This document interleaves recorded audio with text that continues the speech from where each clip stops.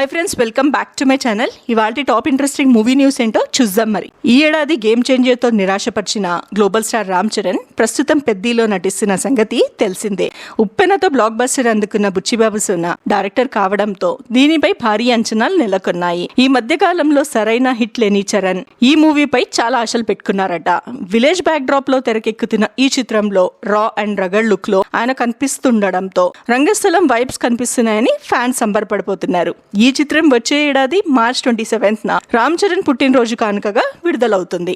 పెద్ద తర్వాత రామ్ చరణ్ సుకుమార్ తో ఓ సినిమా RC-17 చేయనున్నారట. దీనిపై స్టోరీ సిట్టింగ్ పూర్తి కాగా ప్రస్తుతం ప్రీ ప్రొడక్షన్ పనులు జరుగుతున్నాయి. పెద్ద షూటింగ్ పూర్తయిన వెంటనే చరణ్ ఈ యూనిట్ తో జత కలవనన్నారట. ఈ సినిమా తర్వాత చరణ్ వరుస సినిమాలని లైన్ లో పెట్టే ఆలోచనలో ఉన్నారట. ప్రస్తుతం టాలీవుడ్ లో హీరోలందరూ చేతిలో 2-3 ప్రాజెక్టులతో బిజీగా ఉన్నారు. సీనియర్ హీరోలైన చిరంజీవి, బాలకృష్ణ లాంటి వాళ్ళు సైతం కుర్ర హీరోలకు పోటీగా వరుస సినిమాలను.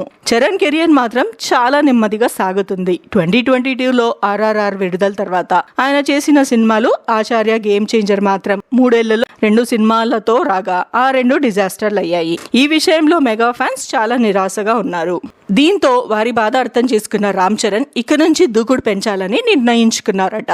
ఈ నేపథ్యంలోనే సీనియర్ డైరెక్టర్ల నుంచి యంగ్ డైరెక్టర్ వరకు ఎవరైనా కొత్త కథతో వస్తే వింటున్నారట. తన ఇమేజ్ కి తగినట్లు కొత్త కథలతో వస్తే ఎవరితో అయినా సినిమా తీసేందుకు రెడీ ఉన్నట్లు చెబుతున్నారు. ముందుగా స్టోరీ విని ఫైనల్ చేసుకుంటే ఆ తర్వాత వేగంగా సినిమాలన్నీ పట్టాలెక్కించవచ్చని రామ్ చరణ్ వ్యూహంగా తెలుస్తుంది. ఇప్పటికే చాలా మంది డైరెక్టర్లు ఆయనకు కథ వినిపించగా ఇంకా చాలా మంది లైన్ లో ఉన్నారట.